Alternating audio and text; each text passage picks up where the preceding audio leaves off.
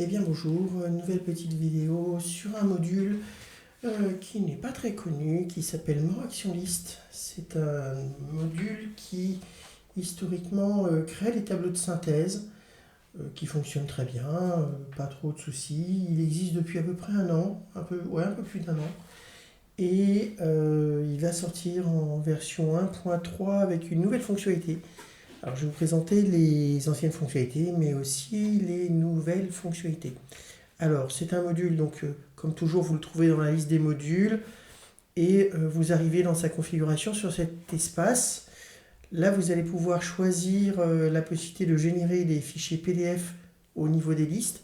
Alors je vais préciser un petit peu le but du module, c'est de rajouter des fonctionnalités au niveau des listes natives de Dolibar. Alors, on va faire un essai très rapide. Je vais sur les factures clients et je veux synthétiser quatre factures. Je vais faire une synthèse.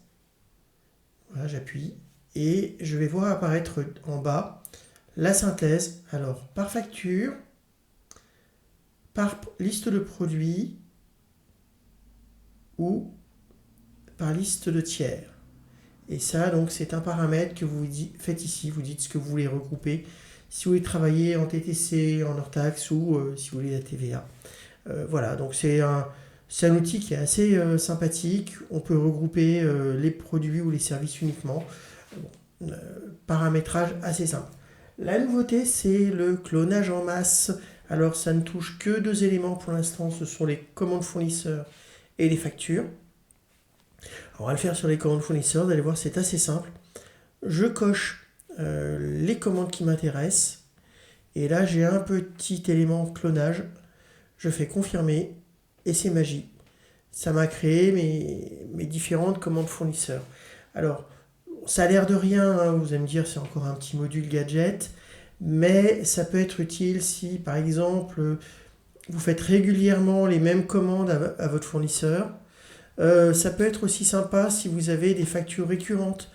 C'est-à-dire si, par exemple, vous avez une cinquantaine de factures, vous faites tous les mois, même montant au même client, bah, vous les sélectionnez et vous faites un clonage et ça vous crée les factures. Bah, si par exemple, là je m'y amuse, par exemple je prends lui et lui, donc 4 clients différents, 4 factures dans des états différents et je fais clonage, ça donc me crée mes 4 factures, vous voyez, elles sont apparues là.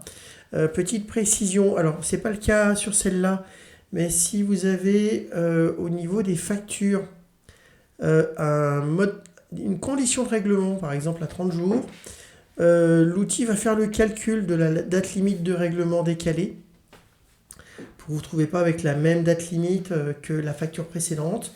Ça reprend les mêmes valeurs, les mêmes éléments au niveau de détail des lignes, etc., les remises. En fait, c'est un clonage assez classique.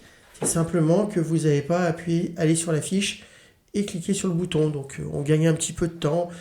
Comme toujours, ça a l'air de rien, mais si vous faites une cinquantaine de factures tous les mois, ce que je vous souhaite, typiquement, ça va vous faire gagner peut-être une bonne heure. Et c'est toujours ça de gagner. Voilà, c'était un module assez simple. N'hésitez pas. Faut que j'ai pas encore mis à jour la doc et il ne sera pas encore en ligne. Ça sera fait dans les jours qui viennent. Donc surveillez bien la version du module qui passera en 1.3. Il faut que je compile et que je mette à jour la documentation. Voilà. Ça sera peut-être le jour où vous allez voir la vidéo. Il y a des fortes chances que ce soit déjà d'actualité. Voilà, je vous souhaite une bonne fin de journée et à très bientôt. Au revoir.